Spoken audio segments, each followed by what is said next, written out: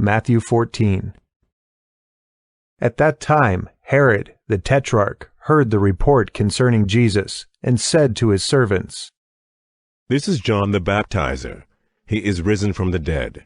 That is why these powers work in him." For Herod had laid hold of John, and bound him, and put him in prison for the sake of Herodias, his brother Philip's wife. For John said to him, "It is not lawful for you to have her." When he would have put him to death, he feared the multitude, because they counted him as a prophet. But when Herod's birthday came, the daughter of Herodias danced among them and pleased Herod, whereupon he promised with an oath to give her whatever she should ask.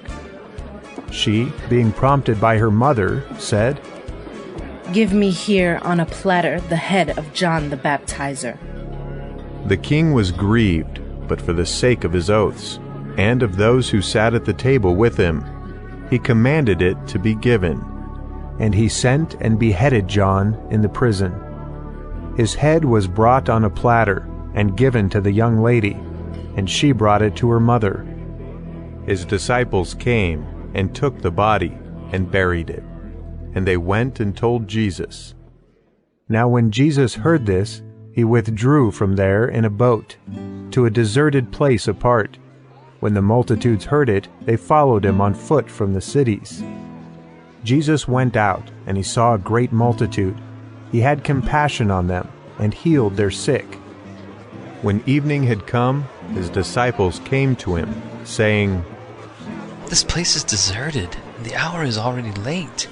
Send the multitudes away that they may go into the villages and buy themselves food." But Jesus said to them, "They don't need to go away. You give them something to eat." They told him, "We only have here 5 loaves and 2 fish. He said, "Bring them here to me."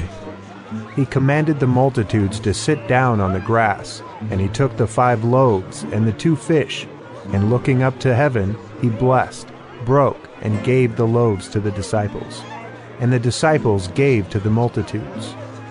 They all ate and were filled. They took up 12 baskets full of that which remained left over from the broken pieces. Those who ate were about 5,000 men, besides women and children. Immediately Jesus made the disciples get into the boat, and to go ahead of him to the other side, while he sent the multitudes away. After he had sent the multitudes away, he went up into the mountain by himself to pray. When evening had come, he was there alone. But the boat was now in the middle of the sea, distressed by the waves, for the wind was contrary. In the 4th watch of the night, Jesus came to them, walking on the sea. When the disciples saw him walking on the sea, they were troubled, saying, "It's a ghost!" And they cried out for fear. But immediately Jesus spoke to them, saying, "Cheer up. It is I. Don't be afraid." Peter answered him and said, "Lord, if it is you, command me to come to you on the waters." He said, "Come." Peter stepped down from the boat and walked on the waters to come to Jesus. But when he saw that the wind was strong, he was afraid, and beginning to sink, he cried out, saying, "Lord, save me!"